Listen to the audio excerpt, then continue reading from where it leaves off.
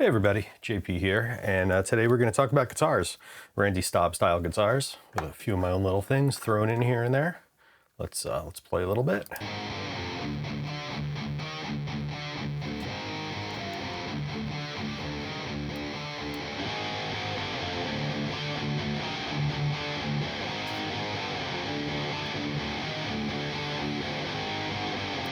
So we've just got two rhythm tracks here, that's it. There were mic'd amp tracks that went along with these, but I chose to reamp the clean DIs. Normally I would have done that through my own amps, but my studio is under a bit of renovation right now, so I use this Suhr SE100 plugin, which I like so much.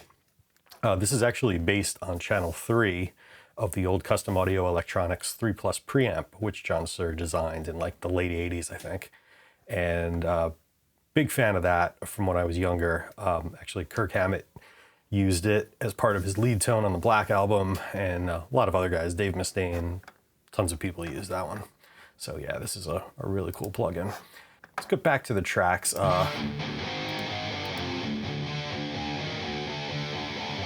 That's our main sound right there, our main guitar bus. And I've got massive passive, probably my favorite guitar EQ. So I'm enhancing. I've got a little 270 boost, 2K2, and 820 hertz. So nice colorful boosts on there. Then I'm doing a little SSL E channel for the old the Terry Date tighten up trick, where I'm filtering out up to 225 and then boosting 100 at about 8.5 dB.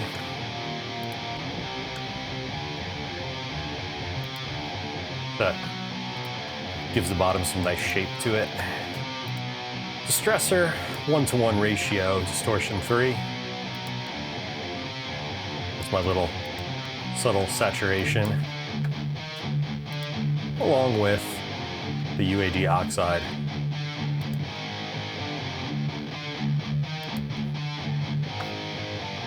So the distressor and the oxide are kind of doing a similar thing together there. So anyway, that's the main sound. Now we can get into the fun, which is the SRS Wow Thing plugin by Korneff Audio. This is a big part of Randy Staub's guitars.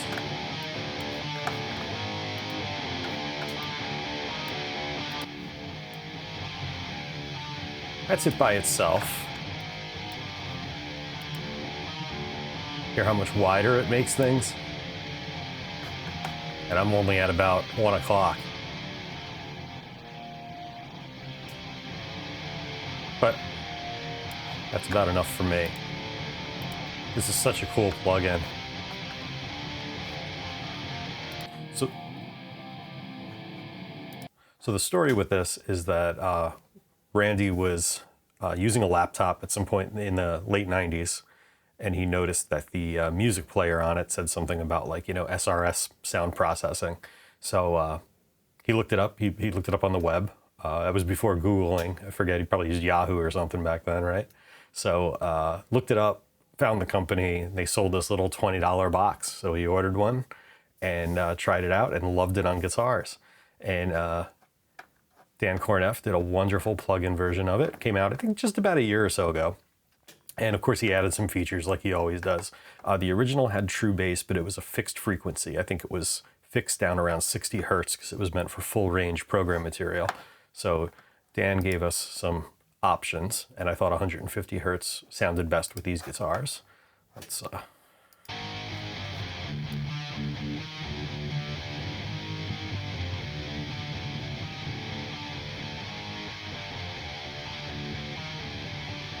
So you could add quite a bit of bass with it. If you go on the second page, you can choose whether you want it to be stereo or mono. I've got so much bass in mono already on this track that I thought stereo might actually be kind of cool.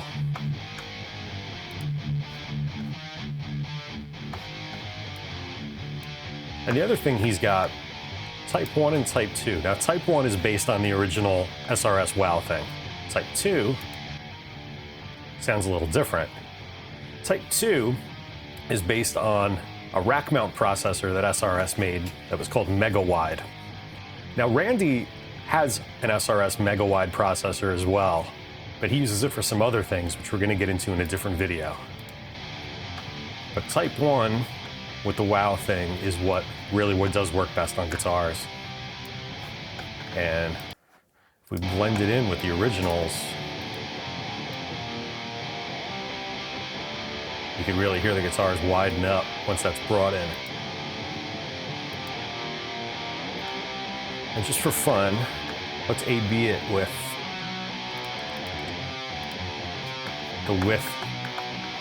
the extra wide width on the SSL. This is what I had been using for a while before I got the Wow Thing. So width-wise, I've got them both set at about the same width, approximately. At least in my environment, it sounds very similar. But the tone is different. And the Wow Thing is much fuller.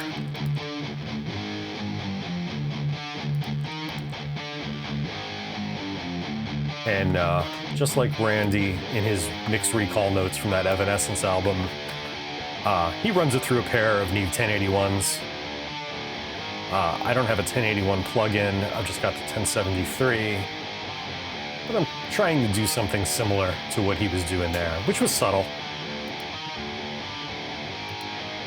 It was more about the Neve color more than anything else.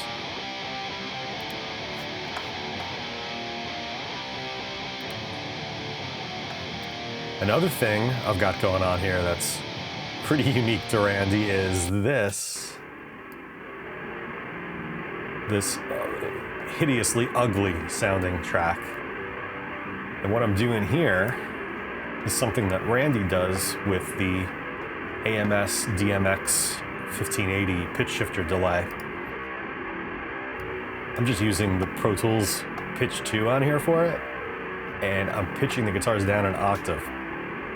And I'm actually using this plugin specifically because it's a little grainy sounding. And like the Eventide 949 was a little too smooth.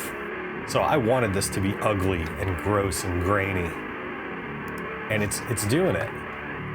And you might wonder why I'd want to do that, but if you listen to the guitar bus without it, and then bring it in, you can see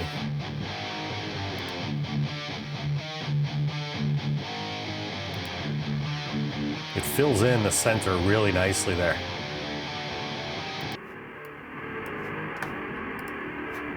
And I'm also adding this high pass filter, as you hear. There's a lot of sub going on there now. And we don't want that in the mix.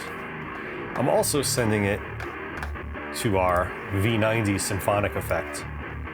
Neyrinck, I believe that's how that company pronounces their name, Neyrinck. So I've got a little bit of that going on too.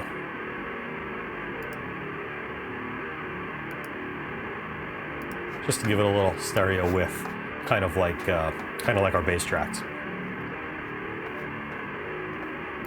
Now, where did the idea for this come from? This made me laugh because it came straight from the Black Album. If you've ever watched that documentary, you'll know that James doubled some of his really heavy parts on Sad But True in particular with an old Dan Electro Jerry Jones 6-string bass.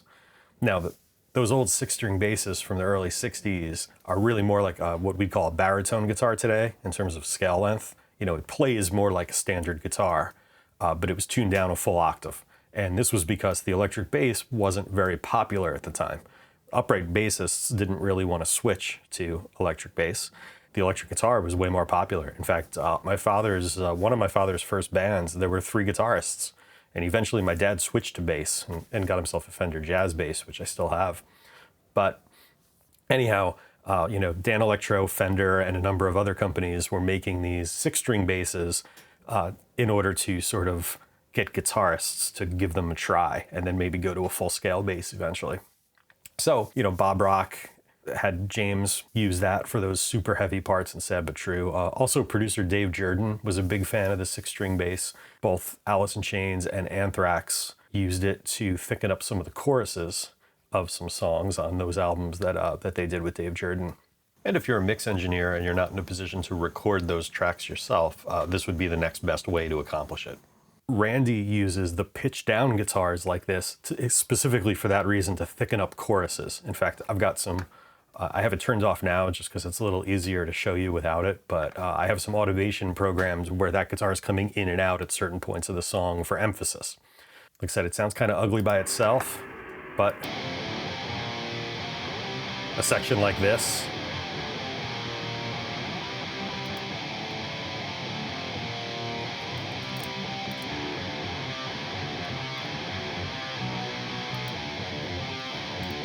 really thickens things up nicely, I think, all together.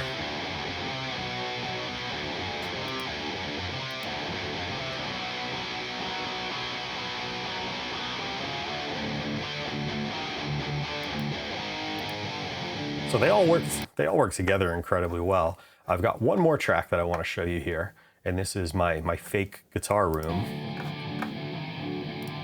And I use the Sound City reverb plugin for this, which I really love. And I've just got one pair of mics. I've got a pair of U67s as far out as they go. So you can change the distance. And then I'm using a little bit, well, I'm EQing the bottom a little bit to get rid of it, and a little bit of low mids. But I'm using this encode feature on the dynamics. That's without it. So it livens things up a little, right? Where encode comes from is it's the old Dolby trick. It's very popular on vocals. Mutt Lange was known for using it. Actually goes as far back as George Martin and the Beatles. But you would take the Dolby A cards, which were essentially multi-band compressors. You'd have either 3 or 4 bands, depending on the model, and they would compress the signal going in, and then you'd record that to tape, and then you would decode it coming out. And it was in order to get a better signal-to-noise ratio on analog tape. But when you encode and then don't decode, you get this super compressed version. And the vocal trick, which I'm probably going to get into in another video someday, is to disable the lower bands and only use the high bands. So you get this super airy vocal. In fact, they have a setting here called air that I like to use just for that. But the encode feature is the full bandwidth. So that's just the high bands. But I'm using the full bandwidth. And Crush is another version of it too. It's a more extreme version of the 4 bands.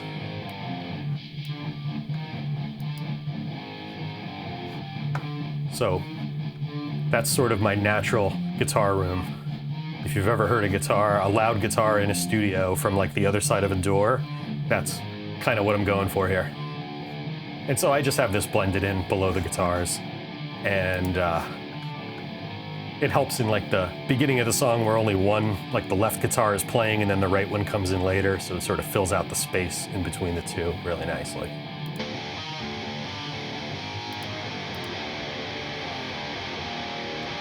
All our tracks again, just for fun.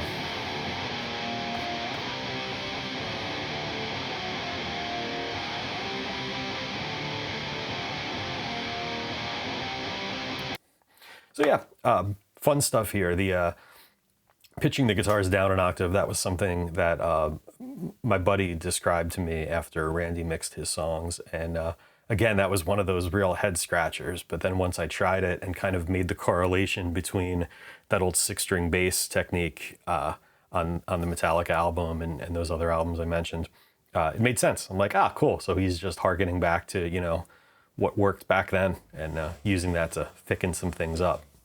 So I thought that was really cool. And yeah, try it with any pitch shifter you have. You don't need anything special for it. I kind of think that's one of those things that's the uglier the better almost. And I really like that that V90 symphonic for a little, just a little modulation, a little left to right movement in there too. So yeah, that's about it for Randy's guitar techniques. We don't have any lead guitars on here or anything. But who knows? Maybe we'll get to something like that in the future. All right. So for now, please like, comment, subscribe, all that great stuff. Talk to you soon. Later.